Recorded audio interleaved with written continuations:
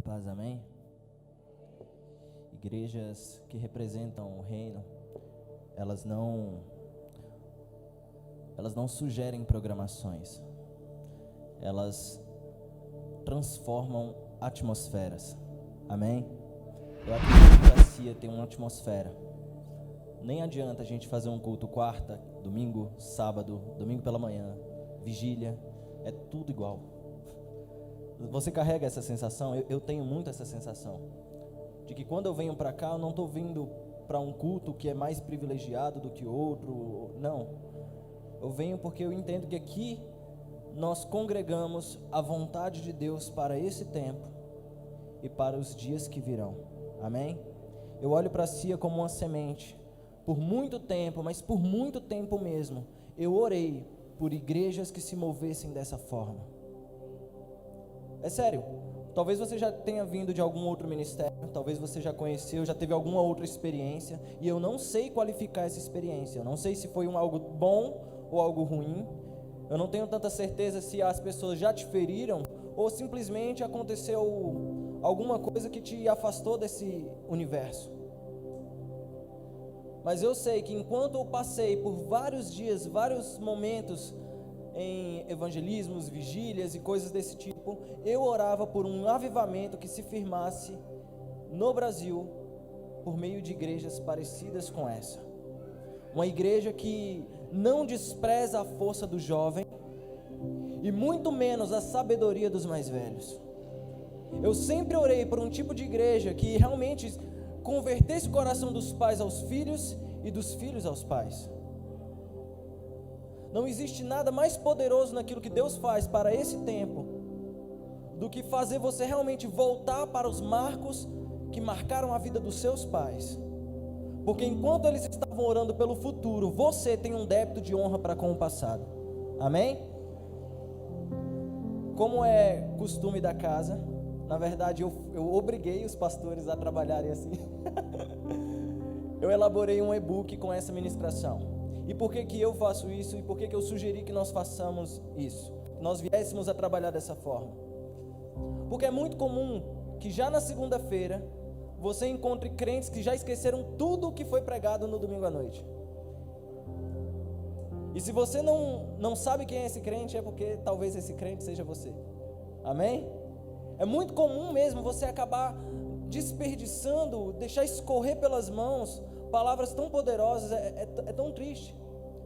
Eu sei, eu faço isso de teimoso, mas eu sei que a maioria das pessoas não lê. Ninguém hoje está com tanta disposição para ler um PDF sobre um assunto que não é tão interessante, que não faz parte da sua vida, e provavelmente com algumas palavras difíceis. Eu sei disso. Mas por que eu ainda insisto em escrever, em documentar tudo aquilo que é pregado, tudo aquilo que é ministrado, e ainda tenho forçado os pastores dessa casa a entregarem um esboço para fazer algum arquivo em PDF? Porque eu sei que isso aqui é uma semente para gerações que virão. Amém? Lá em casa eu tenho uma bibliotecazinha com vários livros, e esses livros não foram comprados todos de uma vez. Às vezes eu ia para algum congresso, e eu sempre tenho esse costume de ir no congresso e pegar algum material do que eu recebi, para que eu não pudesse esquecer depois. Eu já fui em gravações de CD, eu já fui em conferências, e eu sempre faço questão de trazer algum livro, de trazer algum material, e eu guardo. Porque o tempo que você gasta, sabe, absorvendo tudo que eles quiseram passar, é muito pouco. Eu não acredito mais em promessas de avivamento, em cultos de 2 horas. Eu não acredito mais nisso. Eu não acredito mais em promessas de transformação em 15 minutos de proféticos. A transformação que nós realmente queremos para o futuro, para o nosso país, para a nossa cidade, exige de você um processo. Sabe, chega dessas transformações eventuais, onde você acaba sendo muito emocionado por causa desse irmão maravilhoso que está tocando esse teclado, ou por causa das luzes. A emoção passa, mas o compromisso fica. E Deus, Ele não está interessado nas suas emoções, Ele está interessado no seu compromisso. Então, na verdade, essa noite, pelo menos eu, o pastor Tiago tem muitas, eu não tenho nenhuma palavra profética para você. Eu quero, na verdade, rememorar as palavras proféticas que você já recebeu. Nós fizemos 6 anos de igreja. Eu estou aqui há 1 ano e meio. Mas eu me vejo totalmente participante daquilo que Deus tem entregado para si. Eu sei muito bem o que Deus já falou aos nossos corações, em palavras, em congressos, em escolas ministeriais, eu sei. E você sabe também. Mas parece que você absorve, guarda e deposita todas as suas expectativas em cultos futuros, em momentos futuros, quando na verdade a chave da transformação já está guardada no seu coração. Chega um momento que eu não tenho mais que te convencer que Jesus te ama. Chega uma hora que eu não preciso mais ficar recitando versos da Bíblia para você, porque você sabe. Chega um momento que não tem mais a necessidade de eu te lembrar o que é errado e o que é certo. Você sabe muito bem o que é errado. E você sabe muito bem o que é certo. A questão é o que está realmente paralisando o seu desenvolvimento e te impede de viver em plenitude aquelas promessas que foram derramadas e depositadas na sua vida. Porque às vezes nós insistimos em retardar os planos de Deus.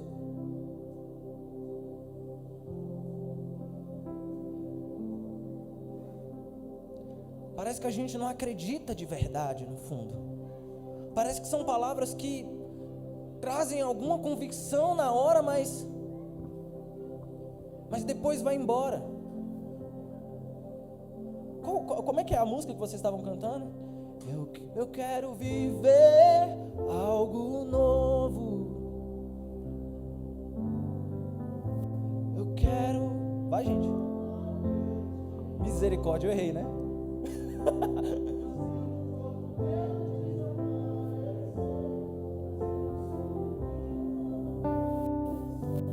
Sabe, viver algo novo vai exigir de você o completo abandono de coisas velhas. Sabe, viver algo novo vai ter um custo. E é por isso que muitas vezes fica só no nível da canção, porque você não está tão disposto assim a abandonar todas as coisas que te impedem de viver algo novo. Você já parou para pesquisar o significado da palavra insensatez? O que é uma pessoa insensata? O insensato é aquele que busca alcançar resultados diferentes fazendo as mesmas coisas. Isso é um insensato.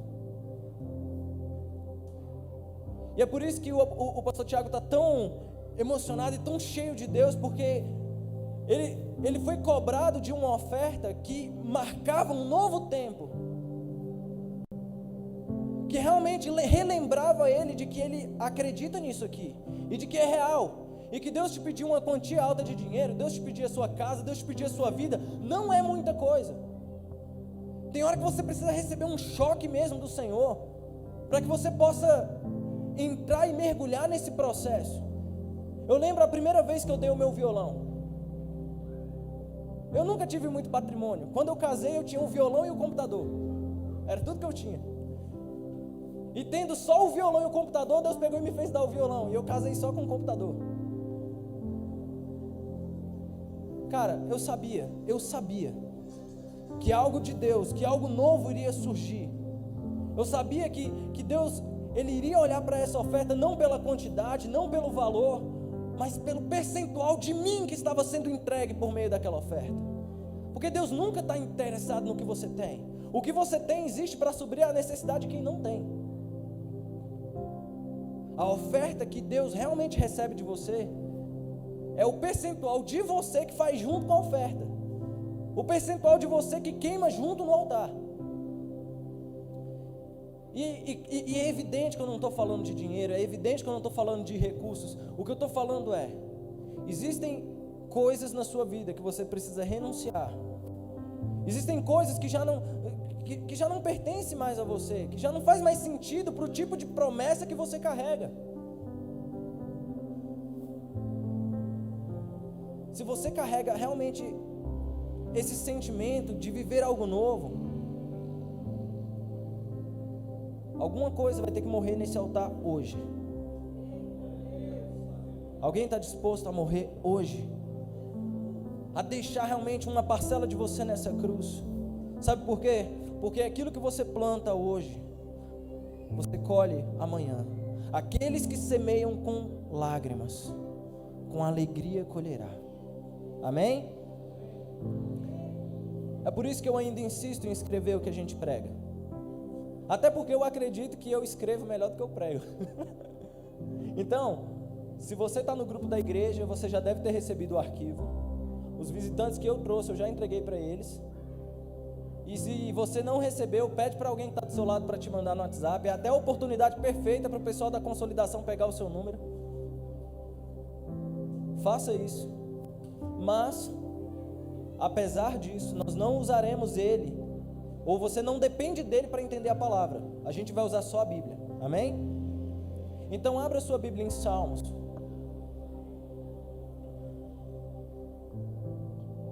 Salmos no capítulo 102.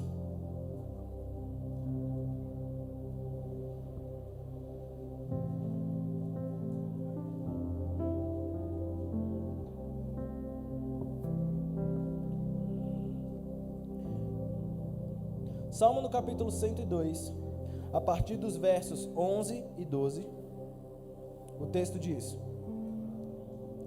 Os meus dias são como a sombra que declina, e como a erva me vou secando, mas tu, Senhor, tu permanecerás para sempre, a tua memória de geração em geração. Amém? Salmo 102, verso 11 e 12. Os meus dias são como a sombra que declina, e como a erva me vou secando, mas tu, Senhor, permanecerás para sempre, a tua memória de geração em geração. Todos os domingos pela manhã, eu junto com o pessoal do Coração de Servo, a gente realiza turnos de adoração e intercessão com a palavra. Isso é algo que Deus nos confiou há muitos anos atrás. A gente faz isso com alguma frequência. Hoje mesmo nós tivemos turno de adoração, e eu me lembro de um dia que nós recebemos esse salmo para estudar, para compor coros, sabe, fazer algumas versões, e eu fui muito impactado, e desde então esse se tornou o meu salmo preferido. Eu particularmente amo o livro de Salmos, porque em Salmos eu identifico muito das angústias que eu carrego. Sabe, eu me reconheço em muitos dos textos que estão ali. Mas eu também reconheço todo o consolo e todo o refrigério que o livro propõe. Eu acho magnífico. A melhor coisa do mundo é você estar numa situação difícil, e de repente Deus te dá um versículo, e esse versículo está em Salmos, e você se sente abraçado pelo Espírito Santo. É maravilhoso. E eu me deparei com esse texto e cheguei a uma conclusão, que é tudo aquilo que nós estamos tentando passar ou transmitir com essa série. Que aquilo que Deus tem como propósito para essa terra é muito grande, e não tem como isso caber em uma vida só. O pastor Tiago pregou aqui logo no primeiro domingo. Ele falou que Deus é um Deus de Abraão, Isaque e Jacó. Por que ele não falou que era só o Deus de Abraão e parasse por aí? Porque Deus, ele continua aquilo que ele começa, e ele continua em outra geração. Porque a vida de Abraão, por mais que ela tenha durado bastante, ela acabou, e havia necessidade disso ser passado para frente. Isaque, Jacó e todos os patriarcas, e assim vai. Sabe por quê? Porque aquilo que Deus faz é tão especial, não pode ficar preso só a um momento, só a uma fase legal. Às vezes nós vivemos assim. Às vezes a gente encara que tudo aquilo que Deus nos entrega por meio da igreja, ou tudo aquilo que a gente se envolve, faz parte de uma fase em nossas vidas. E é por isso que eu conheço tantas pessoas que hoje já não estão tão firmes nos caminhos do Senhor, mas têm lembranças incríveis e falam: nossa, bom era aquele tempo que a gente evangelizava, bom era aquele tempo que a gente subia ao monte, bom era aquele tempo que a gente ia para vigílias, e sabe? E você fala: cara, mas se é tão bom, por que você não vive isso de novo? Ah, não, aquele tempo já passou. Eu já não pertenço mais a esse universo. É como se ele dissesse que não funciona mais para ele porque o tempo mudou. Desculpa, mas é por isso que a palavra de Deus, por isso que a presença de Deus, ela precisa se renovar dia após dia. Sabe, é de glória em glória. Você nunca pode acreditar que está saindo satisfeito da igreja, assim, sabe? Que você está saindo satisfeito de um culto, de um mover de Deus, não. Porque Deus é uma fonte inesgotável. Uma fonte inesgotável, não acaba. Quanto mais você se aproxima, mais fome você tem dele. Bem-aventurado são aqueles que têm fome e sede de justiça. Sabe, você se aproxima e aquilo que você pensava ser suficiente, logo já não é mais suficiente. Porque você precisa de mais, de mais, de mais. E é bom quando você vai vivendo nesse ritmo, onde o seu desenvolvimento é progressivo. A palavra fala que é de geração em geração. Sabe, não tem essa parte do texto que fala assim, a tua memória de geração em geração, sabe o que isso significa? Se você não prestar atenção ali direito no texto, dá a entender que se trata da memória de Deus. E quando eu falo assim, a sua memória de geração em geração, dá a entender que Deus nunca se esquece, por isso ele se lembra para sempre das coisas.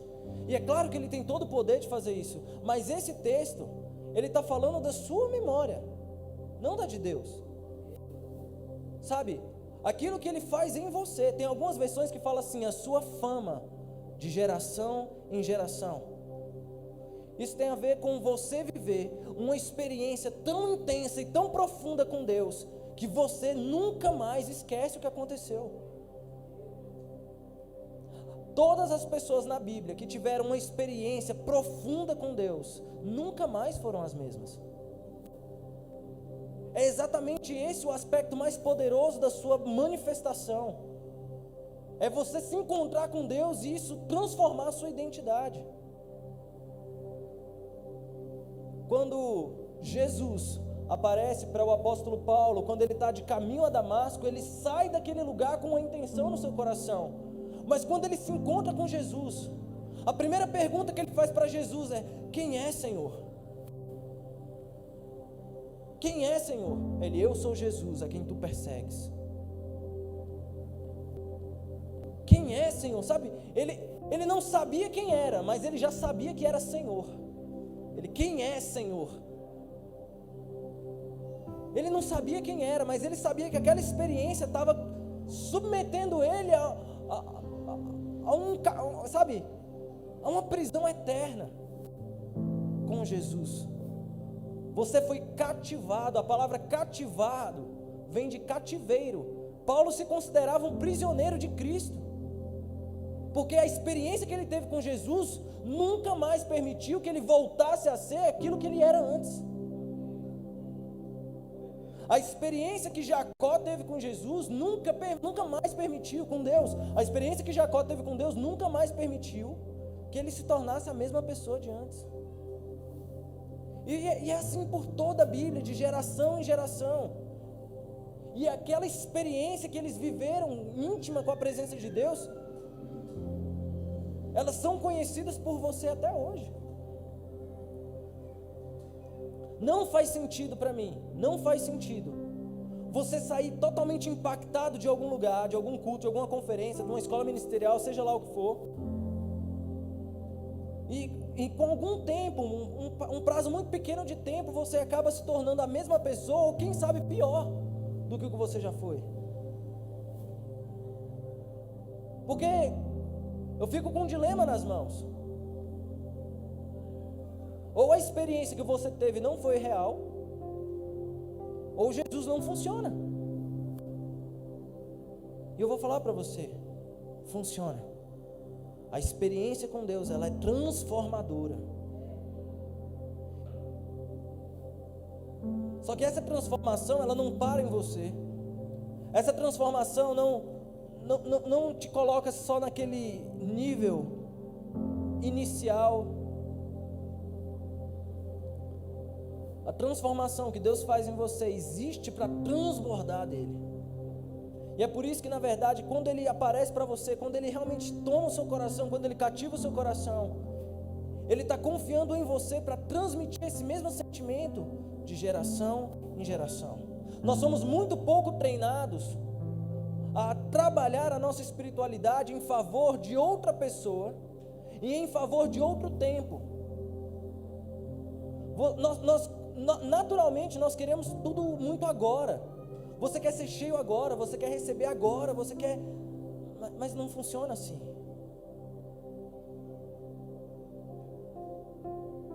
A presença de Deus causa efeitos imediatos. Mas a beleza está em você conseguir passar isso para uma próxima geração. Passar isso para frente. Eu comecei esse ano, já em janeiro, logo nos primeiros dias do ano, Deus colocou uma resolução no meu coração.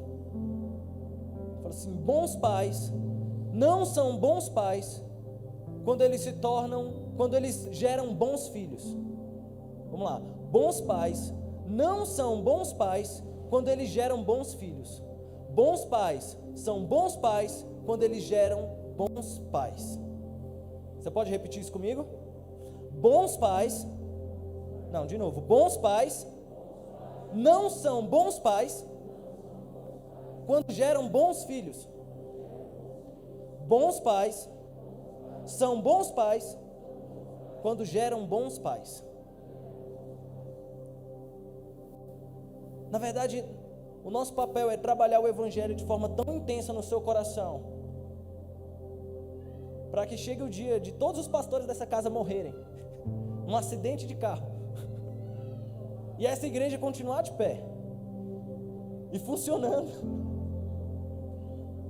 Eu não quero que ninguém morra, gente, mas você tem que carregar consigo essa perspectiva de que você tem a responsabilidade de ser pastor no futuro, de que sob as suas mãos existe uma responsabilidade, uma expectativa do céu para que você gere, porque a sensação que muitas pessoas têm é que esse é um trabalho nosso, que esse é um trabalho de quem está no altar, que esse é um trabalho de quem prega. Não, esse é um trabalho seu. Por muito tempo essa mensagem do legado, ela foi pregada como se fosse um superpoder de pessoas extremamente excelentes, como se fosse, sei lá, um tipo de virtude que só funciona em quem prega bem, canta bem, toca bem. Não é assim. Muito pelo contrário, o cristianismo do futuro, ele tem sido salvo pelo anonimato de pessoas simples, humildes, que conseguem ser justas,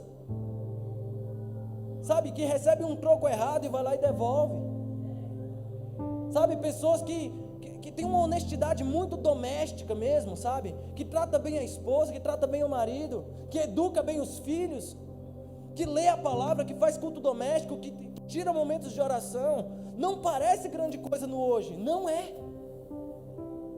É grande coisa para amanhã. É uma grande coisa para o futuro. A gente precisa mudar essa ideia de que o Evangelho pertence a pessoas super poderosas, com talentos incríveis. Na verdade, o Evangelho que sobreviverá ao dia de amanhã depende sim de muitas iniciativas simples, rotineiras, cansativas. Teve uma pessoa aqui que falou assim: pastor, não sei como é que você consegue decorar tanto versículo. Nem eu não sei também. Pastor, qual é o método que você usa para ler a palavra? É muito simples. Você pega a Bíblia, abre, lê uma página, aí depois você vira, aí lê a outra, e depois você vira e lê a outra, e não tem nada de especial nisso. Não tem nada de especial. Vai ter momentos que você vai estar com a sua Bíblia aberta e você vai se pegar dormindo, sem nem entender o que você está lendo. No princípio criou Deus os céus e a terra era sem forma e vazia, e havia trevas sobre a face do abismo, e o Espírito de Deus pairava sobre as águas. E disse Deus: haja luz, e houve luz. E viu Deus que a luz era boa. E disse Deus: haja um firmamento. E aconteceu o firmamento, eu não lembro mais o resto. Mas a questão é que funciona assim mesmo, com iniciativas simples, cansativas, pequenas e chatas, mas que vão modulando a sua resistência. Porque na verdade o evangelho dos nossos dias nem diz tão respeito assim àquilo que você bota para fora. Não é tão declarativo quanto a gente pensa. Talvez evangelizar nos dias de hoje não seja mais você pegar e falar ao mundo as virtudes do evangelho. Talvez tenha muito mais a ver com você ouvir o mundo e chorar as suas dores. Talvez a maior iniciativa missionária de todos os tempos seja se colocar em um lugar de humildade. Não tem a ver mais com o quanto você sabe. Se você abrir a sua Bíblia, abre aí, em Filipenses. Filipenses 4.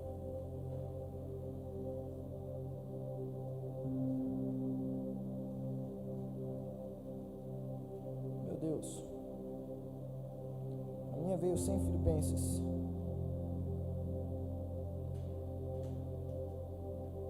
Espera aí que eu vou achar.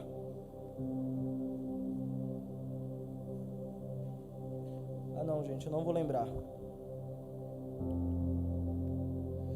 Não está aqui, desculpa. Mas está lá em Filipenses, alguém vai encontrar aí. Que é quando o apóstolo Paulo já está prevendo que ele está perto de morrer. Então, ele fala assim, olha, aquilo que vocês aprenderam de mim, aquilo que vocês receberam, aquilo que vocês ouviram e viram ao meu respeito, façam. Olha só que moral tinha o apóstolo Paulo. Aquilo que vocês aprenderam, aquilo que vocês receberam, aquilo que vocês ouviram e viram em mim, isso façam. Façam isso. E quando ele diz assim, aquilo que vocês aprenderam, ele está falando a respeito de algo que você foi ensinado. 4:9, isso, Filipenses 4:9. Perdoa o pastor. Quando ele fala assim, aquilo que vocês aprenderam, ele está falando a respeito de algo que você foi ensinado a fazer. Aí ele complementa, aquilo que vocês receberam. Existe uma diferença aí. Tem coisa que você aprende, tem coisa que você carrega. E talvez você não aprenda aquilo que eu estou ensinando para vocês. Mas realmente, o meu sucesso tem muito mais a ver com vocês absorverem aquilo que eu carrego. É por isso que às vezes você vê pessoas que elas carregam consigo graça. Talvez elas nem saibam pregar a graça, mas elas carregam graça. E é interessante quando você olha para a pessoa e fala, nossa, eu vejo tanta graça na vida dessa pessoa. Eu vejo tanta justiça, eu vejo tanta honra. Porque não se trata de uma aula, sabe? O evangelho dos nossos dias não é mais argumentativo. Você não tem que provar para o mundo, por A mais B, que Jesus funciona. Na verdade, você tem que carregar essa atmosfera, você tem que carregar esses valores, carregar esses princípios, e isso vai sobrevivendo em você. A palavra legado, ela não está na Bíblia, sabia disso? Eu procurei em todo canto, eu não achei a palavra legado na Bíblia, não tem. Mas não é porque a Bíblia não tem a palavra legado que ela não fale a respeito. É porque a palavra legado nem hebraica é, ela não é do hebraico. A palavra legado, ela não é do grego também, são os dois idiomas que ocupam a maior parte da Bíblia. A palavra legado, ela vem do latim. E é um idioma que foi usado na Bíblia um pouco depois. Tem muito pouco de latim na Bíblia, muito pouco. E o que era legado, né, para as pessoas que falavam latim? Normalmente as pessoas da Europa, ali do Império Romano. O legado era o código de honra de uma família. O legado era um código de honra. O legado era um tipo de valor que era transmitido de pai para filho. É esse o significado. É uma herança principiológica, é um fruto ideológico, é um testamento filosófico. Isso é um legado. Sabe, nos últimos anos nós perdemos um grande pastor, que para mim foi o maior pastor do século XX e para mim um dos maiores pastores do mundo, que foi o Billy Graham. E é interessante que o Billy Graham teve um ministério muito associado à política, porque ele acompanhava diversos presidentes americanos. Ele era chamado para aconselhar pessoas, sabe, Nixon, Bush, sabe, vários presidentes, eu não vou lembrar presidentes americanos. E essa aproximação dele, e esse poder, essa influência que ele tinha sobre presidentes, levantou suspeitas por todas as agências de segurança dos Estados Unidos. A vida dele inteira foi passada um pente fino pelo FBI, pela CIA, por outras entidades, para saber quais eram os escândalos sexuais dele, quais eram as movimentações bancárias e financeiras, tudo. Eles passaram um pente fino por vários anos e nada foi encontrado, nada. Você sabia que fizeram a mesma coisa com Martin Luther King? Quem conhece a história de Martin Luther King? Ele foi um pastor batista afro-americano que lutou pelos direitos civis. E ele era muito influente entre os negros e inclusive Martin Luther King era amigo de Billy Graham. Então, assim como mandava o manual, todas as agências de segurança norte-americanas fizeram um pente fino na vida dele. Só que ao contrário do que encontraram na vida do Billy Graham, que não encontraram nada, na vida dele encontraram muita coisa suja. Mas muitos pecados. Isso é muito triste, sabe? Isso é muito triste. A nossa geração, ela está sendo assombrada por muitos escândalos que vêm do altar. E eu não estou passando pano para isso. É muito triste que nós tenhamos que conviver com essa realidade, onde a gente faz uma força tremenda para pregar um evangelho sadio. E muitas vezes, pessoas que não têm temor de Deus acabam contaminando o altar também. Isso não diminui as realizações sociais do Martin Luther King, viu? Muito pelo contrário, ele foi um grande homem de Deus. Mas ele lutava constantemente contra alguns pecados. Mas me chamou muita atenção o fato de que na vida do Billy Graham, que era tão influente em presidentes que eram envolvidos com política, com corrupção, com autoritarismo, com todo tipo de problema político, não encontraram nada na vida dele. E quando ele morreu, ele foi reverenciado por todas as nações da terra como um homem justo, como um pastor evangélico que nunca se vendeu, que em toda a sua vida não foi encontrado nenhum escândalo. Cara, esse é um tipo de testemunho que eu tenho orgulho de ostentar. Sabe, eu queria que todos os pastores tivessem orgulho, sabe, de levantar suas mãos e dizer, cara, o diabo nada tem contra mim, nada. Porque isso vai atraindo credibilidade para a nossa mensagem, credibilidade. Eu não sei se você sabe, mas nós não estamos numa crise de conteúdo. Nunca se venderam tantos livros evangélicos, nunca se venderam, sabe, nunca houve tantos programas de TV com mensagens bíblicas, nunca houve, sei lá, tantas músicas. O mercado gospel é um mercado que não conhece crise. Não se trata mais de um versículo desconhecido, de uma pregação, não. Se trata de credibilidade. Se você quer plantar algo para o futuro, a sua missão nesse tempo é recuperar a credibilidade. O mundo precisa olhar para você e ver em você uma cópia de Jesus.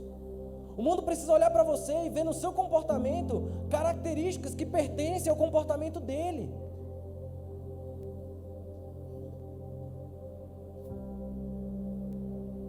Sabe, que tipo de legado você está plantando? Que tipo de legado mesmo você está plantando? Porque talvez você não vai ser tão conhecido no mundo inteiro como o Billy Graham, mas os seus filhos vão saber quem você é. sabe? Que você não carregue essa imagem de que você não vivia Jesus de forma tão intensa. Que os seus filhos não sejam um testemunho, sabe? Não venham testemunhar da sua desgraça, mas de verdade que eles venham falar: cara, o meu pai e a minha mãe eram homens e mulheres, homem e mulher de adoração, de oração, de joelho. Sabe como é bom? Eu tenho tanto orgulho, cara, tanto orgulho. Eu vejo que Deus me guardou de tantas formas. A minha mãe, ela nunca entendeu muito, sabe, assim, das escrituras. Ela era uma mulher que lia muito, mas ela era uma mulher simples. Mas ela mudou a minha vida, porque de 6 da manhã até 1 da tarde, ela estava de joelhos em oração no quarto dela. E eu não gostava de crente por causa disso. Eu não gostava, sabe por quê? Porque a televisão ficava no quarto que ela orava, e eu queria ver desenho, eu queria ver TV Globinho, eu queria ver um monte de coisa, mas não podia porque ela estava orando, e eu tinha um problema com a igreja, porque eu sentia que a igreja roubava de mim algumas coisas. Até que eu percebi que todas aquelas orações estavam semeando na minha vida, semeando na vida das minhas irmãs, semeando na vida da minha família. A minha família inteira se converteu por causa da minha mãe. Olha só que doido. Eu vou te falar uma coisa, eu já falei isso aqui, eu vou repetir. O mundo não respeita o que você sabe. O mundo não respeita o que você sabe, não. Ninguém quer saber quantos versículos você sabe de cor. Ninguém gosta daquele que fica pagando de espiritual o tempo todo, de como eu sou anjo. Não, o mundo respeita o que você ama. O mundo não respeita o que você sabe, o mundo respeita o que você ama. E existem milhares de formas de demonstrar amor. Uma delas é a dedicação, gastar tempo, é orar sem ter certeza de que fruto essa oração vai carregar para a sua vida. É se entregar como nunca. Você sabia que por 100 anos os missionários moravianos oraram 24 horas por dia, por 100 anos, por 100 anos, um século, 4 gerações envolvidas, de joelho dobrado, e muita oração, e quando o mundo experimentou o seu momento de maior frieza espiritual, eles foram lançados por todas as nações da terra como brasas vivas no altar do Senhor. Existe um documento brasileiro histórico, onde, eu não me recordo agora se foi um marechal, eu não me recordo, eu juro que eu vou buscar essa informação para você, mas que ele fez uma petição formal para que 2 missionários moravianos viessem para o Brasil, porque ele tinha conhecimento do que eles estavam causando no mundo, de que onde eles pisavam, a prosperidade acompanhava a presença deles. Você sabe o que é isso? O que é uma autoridade secular, histórica do Brasil, reconhecer na vida de missionários o poder de atrair a prosperidade. Isso é tão incrível.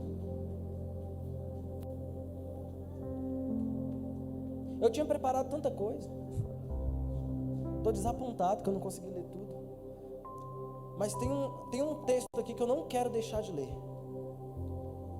Quem está com o PDF, acompanha aí para mim, a partir da página 10, lá no finalzinho.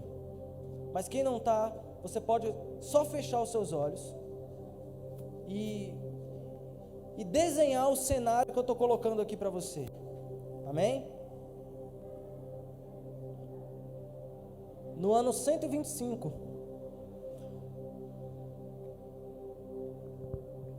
no século 2, o cristianismo não era tão conhecido como nos dias de hoje. Na verdade, o cristianismo ele ainda era um boato. Faziam só 25 anos que o livro de Apocalipse tinha sido escrito. Sabia?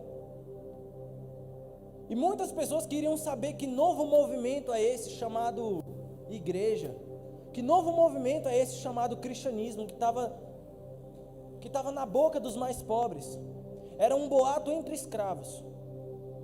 Então, o imperador Adriano convocou um filósofo chamado Aristides o Ateniense, que a essa altura do campeonato ainda não era cristão, a investigar do que se tratava esse comportamento aí dos cristãos. O que esses caras fazem?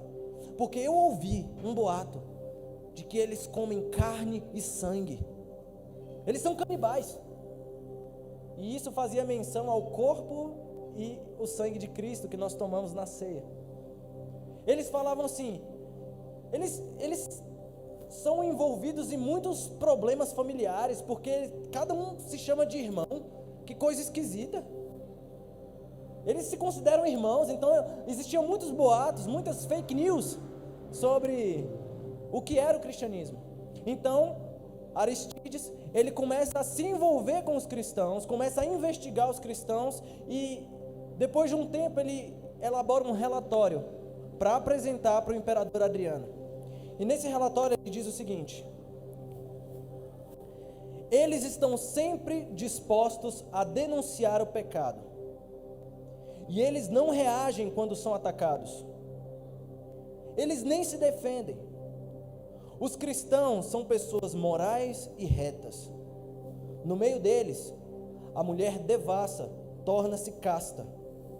E veja, eles registram entre os seus a história de um escravo que antes era inútil, que se torna um escravo fiel. Está falando de Filemão aqui. Aparentemente, eles, quando se tornam cristãos, abandonam completamente os crimes que praticavam antes. Os cristãos andam com uma impressionante humildade e bondade. A falsidade não é encontrada neles. Eles verdadeiramente se amam.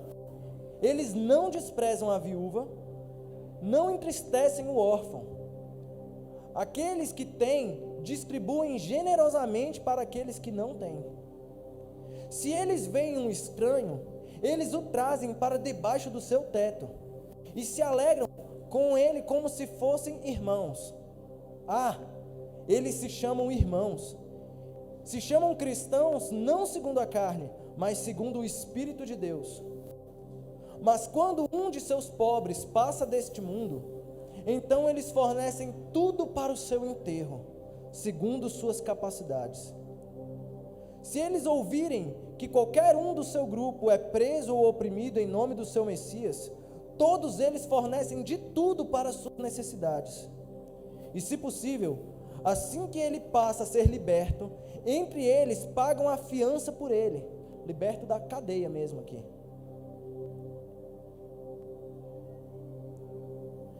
E se não houver um entre eles, um dos pobres entre eles, um homem que é pobre ou necessitado, e eles têm em abundância, então eles jejuam 2 ou 3 dias, e depois se organizam para que possam atender os menos necessitados com mais comida e mais qualidade. O número de cristãos cresce regados pelo bom testemunho que lhes outorga crédito. Cara, lê de novo essa parte final. O número de cristãos cresce regados pelo bom testemunho que lhes outorga crédito. Cara, que relatório incrível. Sabe o que é uma pessoa no mundo, uma pessoa lá de fora, que precisa investigar a sua vida, e ele acaba encontrando todos esses elementos na sua vida? O que aconteceu com Aristides depois disso? Ele se tornou cristão, a contragosto do imperador que mandou ele investigar os cristãos. Uma vez perguntaram por que os cristãos crescem tanto, e ele falou: você pode cortar um cristão no meio, e a metade de um cristão vira semente para nascer mais 2 no lugar. Cara, por que nós paramos de crescer? Por quê? Por que nós paramos de coletar testemunhos tão grandiosos e poderosos como esse? Por que o nosso legado tem se distanciado do legado dos grandes apóstolos e mártires, dos pais da fé? Quem falou que essas pessoas tinham algo de especial? Todas eram pessoas muito simples. O legado ele é digno de todo financiamento, porque tudo aquilo que você investe na sua vida para que você possa carregar esse tipo de testemunho é valioso, é bênção. Por que Barnabé vendeu tudo que tinha e depositou aos pés dos apóstolos? Porque ele carregava consigo a consciência de que aquela mensagem era mais importante que ele. Ele falou: eu posso morrer pela escassez de mantimento, mas essa mensagem não pode morrer. Essa mensagem é mais importante que a minha vida. Sabe, no Evangelho, as pessoas não tinham falta de preocupação com o futuro, não, elas tinham muita. É por isso que Jesus ele fala assim: por que vocês estão tão preocupados com o que comer, com o que vestir? Por quê? Não é uma preocupação relevante. Se preocupar com amanhã só é relevante quando esse amanhã obedece a um propósito de Deus.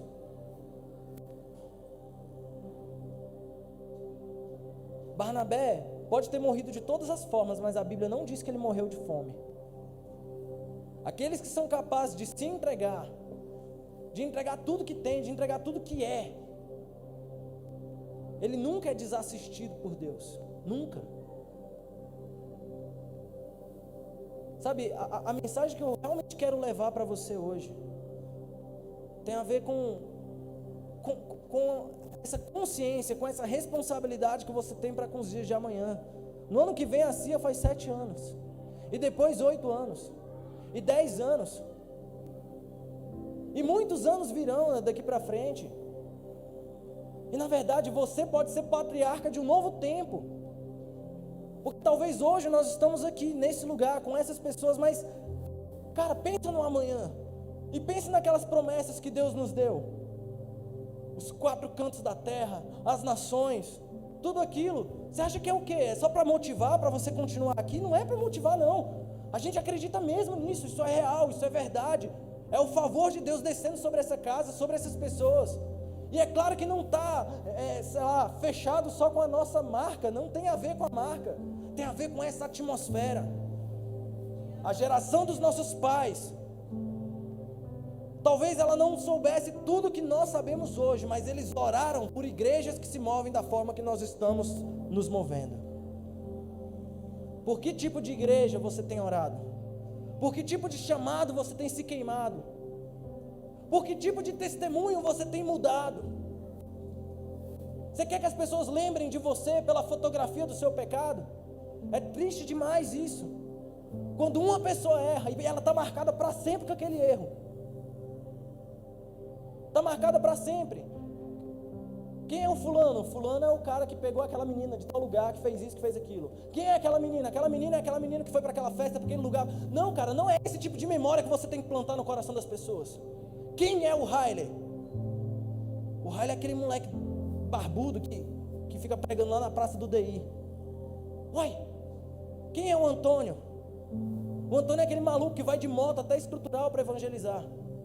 Quem é o Bruno? O Bruno é aquele cara que levantou 300 cestas básicas em uma semana, que levantou 200 kits de material escolar para pessoas que não tinham condição. Cara, é esse tipo de memória. Quem é a CIA Church? O que é a CIA Church? A CIA Church é uma igreja pequena, mas que está provocando um barulho cabuloso nessa nação. Quem somos nós? Que tipo de memória você está plantando? Porque muitos movimentos parecidos com esse já surgiram também. E talvez você os conheceu, mas onde eles estão? Porque não se trata da forma que você começa, se trata da forma que você termina. Eu lembro que quando teve o boom do céu na terra, a cidade inteira foi pulverizada por movimentos de oração e intercessão em praças públicas. Isso foi maravilhoso. Cadê? E eu não estou desdenhando, eles fizeram o correto, eles fizeram o de Deus. Cadê a maior parte desses movimentos? Acabou no mesmo dia que as emoções também acabaram. É por isso que eu não me esforço para te emocionar. Não funciona. Eu não sou um cara tão eloquente para provocar no seu coração esse sentimento. Eu quero provocar no seu coração outra coisa. Eu quero provocar uma crise. Eu quero que você chegue para casa cabisbaixo, triste, decepcionado com o nível de espiritualidade que você tem dedicado a Deus. Eu quero que você chegue em casa meio atrofiado mesmo, porque talvez hoje você não saia daqui tão cheio, Mas eu quero que amanhã você dobre o seu joelho diante do seu quarto, você confesse os seus pecados diante do Senhor e assuma com Ele um novo compromisso.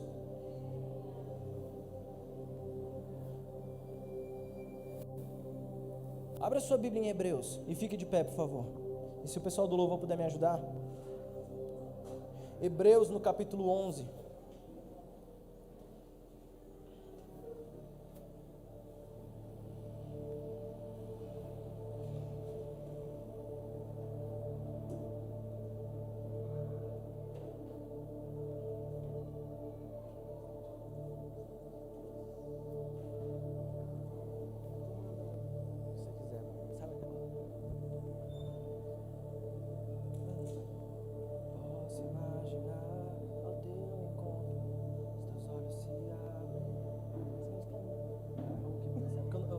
Eu não conheço as músicas da Cia e eu tenho que cantar uma parte para ele saber qual é.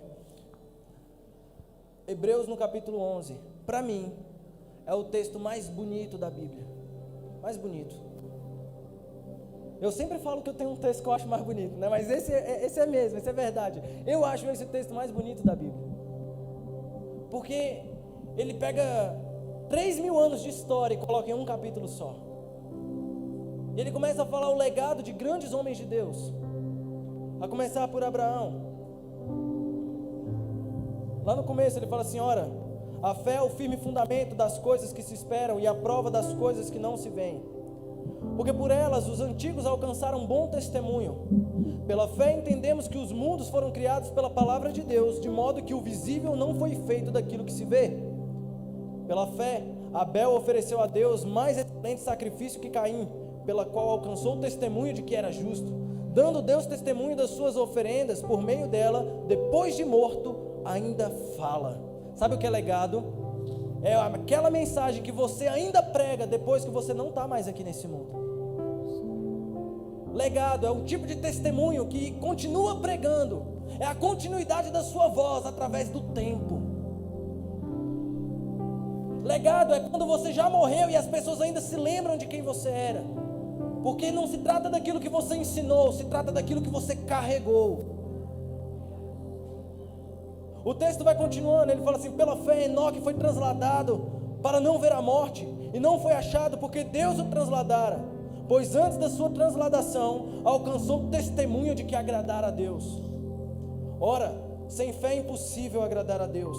Pela fé Noé, divinamente avisado das coisas que ainda se viam, sendo temente a Deus, preparou uma arca para o salvamento da sua família. Legado tem muito a ver com aquilo que você faz pelos seus. Tem a ver com que tipo de valor você transfere para os seus filhos. Tem a ver com aquilo que você constrói para a salvação da sua família. É muito fácil pregar lá fora, mas pregar para quem está de casa e conhece os seus defeitos, os seus erros, é difícil. A nossa missão mais difícil é pregar para a nossa família. Pela fé, Abraão, sendo chamado, obedeceu, saindo de um lugar que havia por receber, por líder, por herança. Saiu sem saber onde ia. Pela fé, peregrinou na terra da promessa, como em terra alheia, habitando em tendas com Isaque e Jacó, herdeiros com ele da mesma promessa. Pela fé, a própria Sara recebeu a virtude de conceber um filho. Mesmo fora da idade, portanto, teve por fiel aquele que lhe o havia prometido. Pelo que também de um, e esse já amortecido, descenderam tantos, em multidão como as estrelas do céu e como a areia inumerável que está na praia do mar. Todos estes morreram na fé, sem terem alcançado as promessas, mas tendo-as visto e saudado de longe, confessaram que eram estrangeiros e peregrinos na terra. Aí vai continuando. Aí ele fala: pela fé Abraão, pela fé Isaque, pela fé Jacó, pela fé José, pela fé Moisés, pela fé Josué, pela fé Raabe. Aí ele chega no verso 32 e diz assim: e que mais direi? Hebreus 11, 32. E o que mais direi? Pois me faltará tempo se eu contar de Gideão, de Baraque, de Sansão, de Jefté, de Davi, de Samuel e dos profetas, os quais por meio da fé venceram reinos, praticaram a justiça, alcançaram promessas, fecharam a boca dos leões, apagaram a força do fogo, escaparam ao fio da espada, da fraqueza tiraram forças, tornaram-se poderosos na guerra, puseram em fuga exércitos estrangeiros. As mulheres receberam pela ressurreição seus mortos, uns foram torturados, não aceitando o seu livramento para alcançarem melhor ressurreição. Aqui ele já está falando até das pessoas que estavam convivendo com eles. É o escritor indo lá atrás, lá em Abel, e navegando pelo Antigo Testamento até chegar nos dias dele, e começou a perceber o seguinte: outros experimentaram escárnios e açoites e ainda cadeias e prisões, foram apedrejados e tentados, foram cerrados ao meio, morrendo ao fio da espada, andaram vestidos de peles de ovelha e de cabras, necessitados, aflitos e maltratados, homens dos quais o mundo não era digno. Cara, se você não se emociona com esse texto, eu não tenho mais nada, eu não sou mais capaz de te emocionar. Se você realmente não sente um mínimo de dor, um mínimo de sentimento, cara, tem algo muito errado na sua fé. Porque ele estava falando de pessoas que não perderam o emprego por causa de Jesus, eles perderam a vida. Ele está falando de pessoas que viram seus filhos serem mortos, serem queimados. Quando ele fala aqui, vestidos de peles de ovelha, sabe o que eles faziam? Eles amarravam a carne de ovelha em crianças e faziam ela correr para que um leão pudesse ir atrás dela. Cara, eu não estou falando isso assim, uma invenção hollywoodiana, isso aconteceu, isso é história. E por que eles fizeram isso? Por quê? Porque era tão mais fácil dizer: não, eu não quero mais saber desse Jesus, eu não quero mais saber dessa mensagem. É porque antes eles já se sentiam mortos. Que tipo de vida é uma vida sem Deus? Que tipo de vida é uma vida que não é vida, é só existência? Que tipo de vida é uma vida que você não se sente tocado? Quando o Espírito Santo tocou nessas pessoas, eles falaram: nossa, o meu Deus me considerou tão importante a ponto de habitar dentro de mim e salvar minha família. Vale a pena morrer por essa mensagem. Você não sabe o nome da maioria dessas pessoas, mas elas morreram para que você estivesse aqui, em pé, vivendo de forma tão confortável a sua fé, fazendo com que a sua espiritualidade seja algo opcional. Hoje eu quero ler, hoje eu não quero ler. Hoje eu quero ajoelhar, hoje eu não quero. Hoje eu quero ouvir uma pregação, hoje eu não estou tão afim. Hoje eu quero ir para o culto. Não, cara. Deus, Ele não está promovendo programação. Ele está exigindo de cada um de nós, essa noite, um compromisso. E esse compromisso é com os dias de amanhã.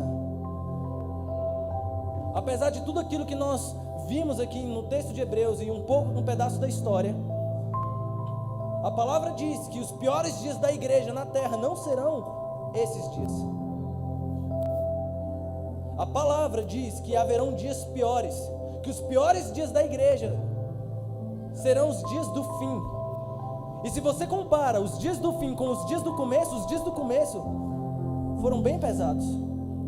Então, você está sendo treinado, preparado, trabalhado para suportar dias tão terríveis quanto esses. Vai ter um momento que a vida real vai cobrar de você o posicionamento de um ministro. Vai ter um momento que a vida real vai cobrar de você o posicionamento de um pastor. E quando uma pessoa cai endemoniada na sua frente, você não vai poder tirar uma foto com ela. Você vai ter que ir lá e expulsar. E quando o doente pegar e depositar a confiança dele no evangelho, você vai ter que orar. E ele vai ter que levantar. E quando aquela família que está desesperada porque o seu parente morreu, vai ligar para você, para que você vá lá orar, para que essa pessoa possa ressuscitar. Não dá para brincar de evangelho quando a nossa missão são coisas desse nível. Não dá para brincar. Sabe, o evangelho do futuro depende daquilo que você é capaz de resistir hoje. O amor de quase todos vai se esfriar, mas o seu não. O seu não. Porque você está trabalhando a manutenção da sua fé. Você está trabalhando a manutenção da sua espiritualidade por meio de um processo longo, demorado, chato, constitutivo, mas que vai te deixar sólido para enfrentar as dificuldades do amanhã. Esse é o legado do Evangelho. Nada menor do que isso. Nada menor do que isso. Esse é o compromisso. É para isso que você está sendo chamado. Talvez você ache muito pesado, a hora de desistir também é agora.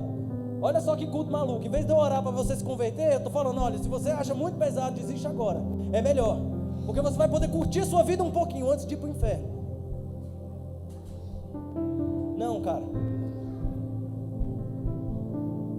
Fique de pé quem já sentou. Feche os seus olhos. Apague essa luz e adore ao Senhor. Adore ao Senhor, mas agora reconfirmando os seus compromissos. Reafirmando as suas convicções. Vem Espírito Santo de Deus. Vem Espírito Santo de Deus, esmaga o nosso coração, Pai. Vem Espírito de Deus e aperta a semente. Aperta, Deus. Meu coração se comporta junto à tua luz que insiste em me guiar ao teu encontro. Os meus olhos se abrem, meu coração se comporta junto à tua luz que insiste em mim. Os meus olhos se abrem, meu coração se comporta junto à tua luz que insiste em me guiar ao teu encontro. Os meus olhos se abrem, meu coração se comporta junto à tua luz que insiste em me guiar. O teu amor me faz, me toca e refaz de novo.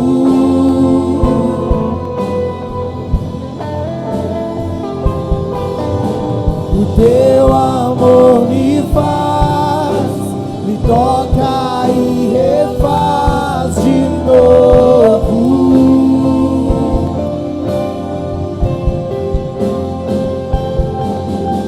O teu amor me faz, me toca e refaz de novo. O teu amor me faz, me toca e refaz de novo.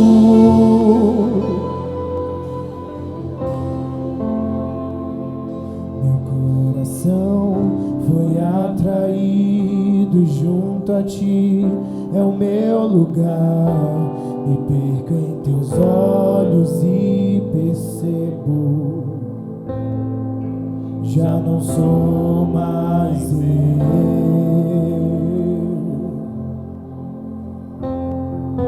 já não sou mais eu. Meu coração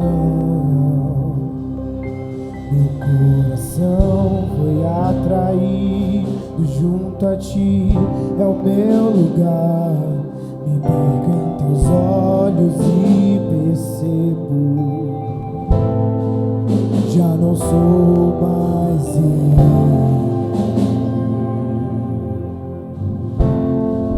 já não sou mais eu.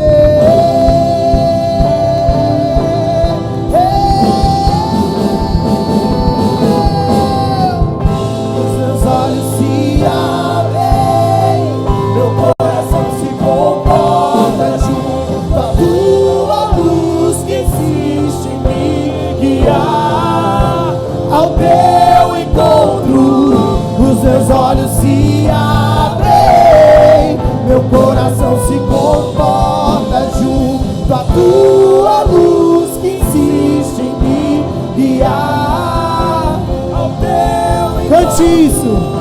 Os meus olhos se abrem, meu meu coração se comporta junto à tua luz que insiste em me guiar ao teu. Os meus olhos se abrem. Meu coração se comporta junto à tua luz que insiste em me guiar ao teu encontro.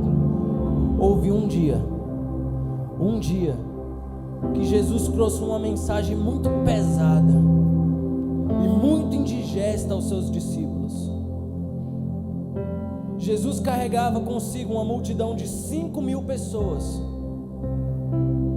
e pregou exatamente essa mensagem de que no mundo nós teríamos aflições, de que nós deveríamos beber do sangue dele e da carne dele. Ele dizia que ele era o pão vivo que desceu do céu. Ele falava que nós seríamos odiados, que ele não veio trazer paz, mas que ele veio trazer espada, que na mesma casa haverão 3 contra 2 e 2 contra 3, sogra contra nora, pai contra filho.